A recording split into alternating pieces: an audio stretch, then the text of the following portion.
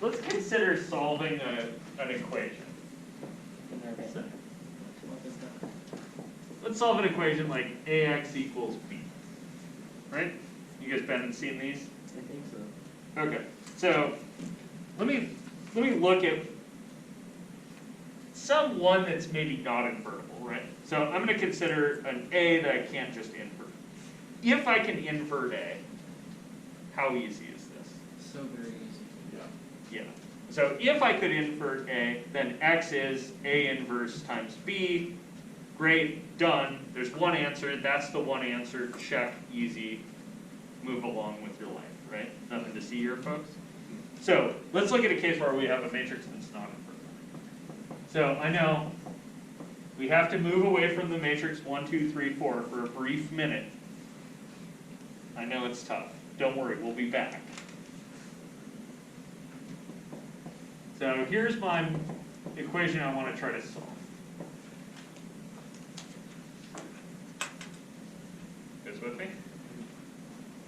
Okay. How do you solve this? What do you try?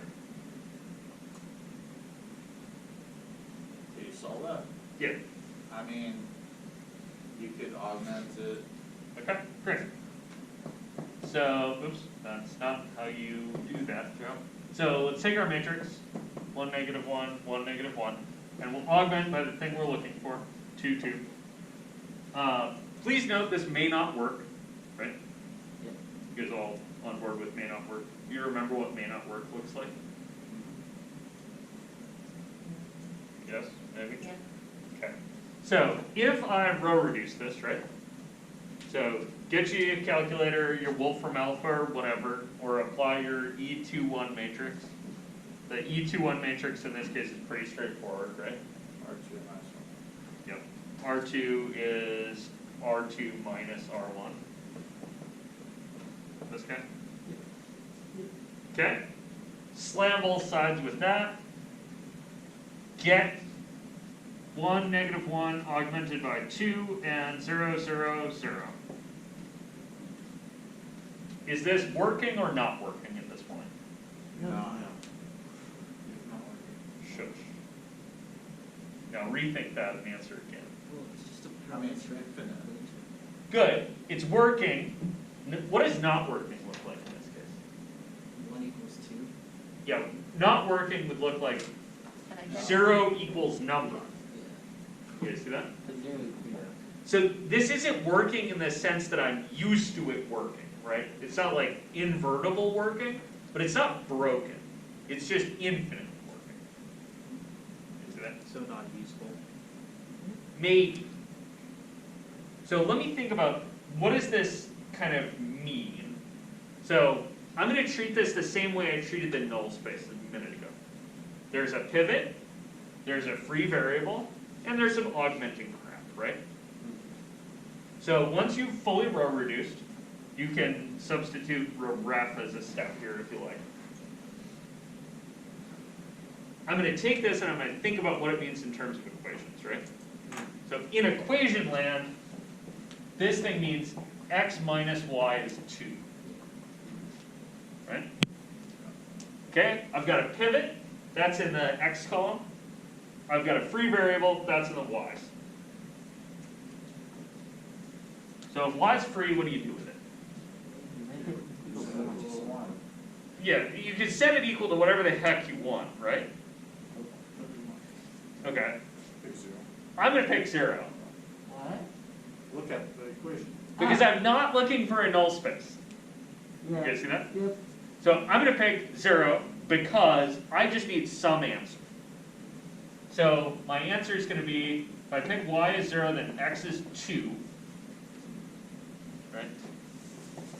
So if I pick y is 0, then I find x is 2.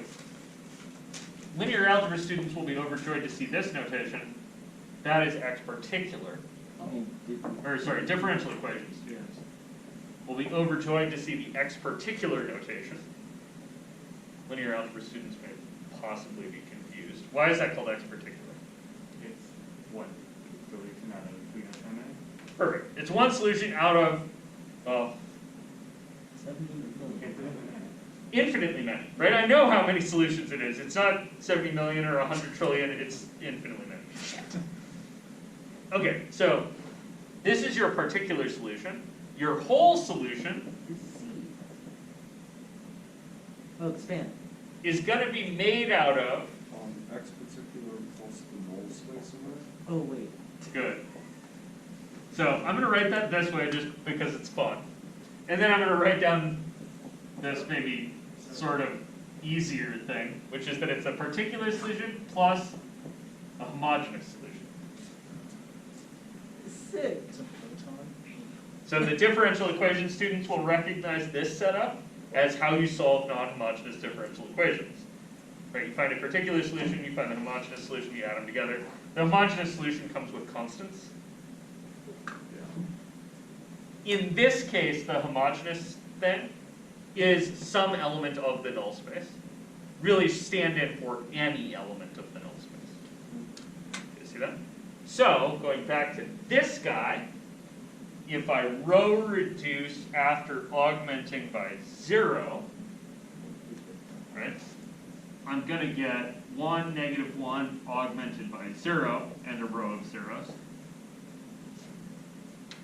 You see that? Actually, let me, organizationally, let me just say, so I found a particular solution and now I need to find the null space, right? So the way I find the null space is I take my matrix, augment by 0. The row reduction is going to give you the same thing. So you don't have to row reduce twice.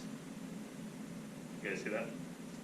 You can take your matrix, row reduce it, and then once you've done so, you can swap these for 0 with the null in the null space finding step of this. So, how do I find the null space? I have the same setup, right? I have a pivot and a free variable. Y is free. What's the difference between finding a particular solution and finding the null space? The null space, you don't want 0 to be y. Yeah.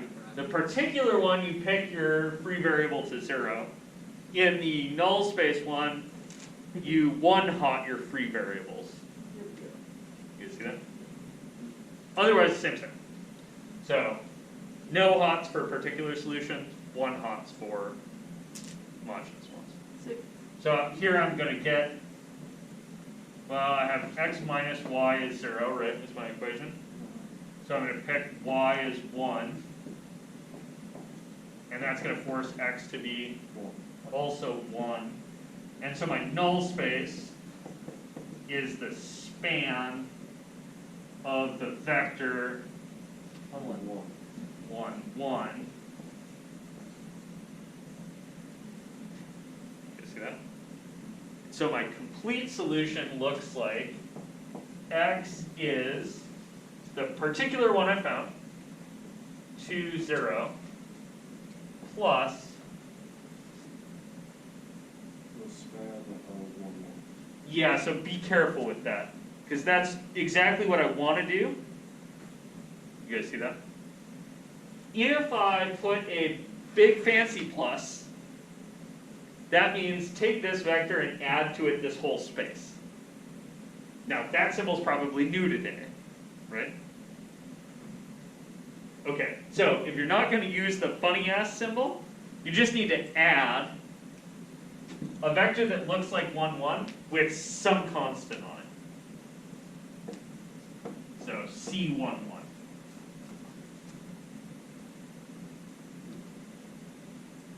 For the linear algebra students, the C here is much like the plus C you get out of integration. The differential equation students know that's where that fucking C came from. When you're doing differential equations, that's where the C comes from. Here we're doing a slightly different thing, but I want that flavor to remain the same. You guys with me? Okay. If there were more, so if instead of finding the span of a single vector here for the null space, if there had been a list of vectors, I would need multiple constants. C, Yes, D, that- E. Yeah, because the span is just a linear combination of all vectors in the set. perfect. Yeah, the span is the linear combinations of vectors like this. In this case, I can write that down relatively easily. The linear combinations of a single vector look like constants times that vector. In the case that I had multiple vectors in here, I would have C1 times the first one plus C2 times the second one plus C3 times the third one. Or mix and match your coefficients. Like you can call your coefficients whatever you want. Good?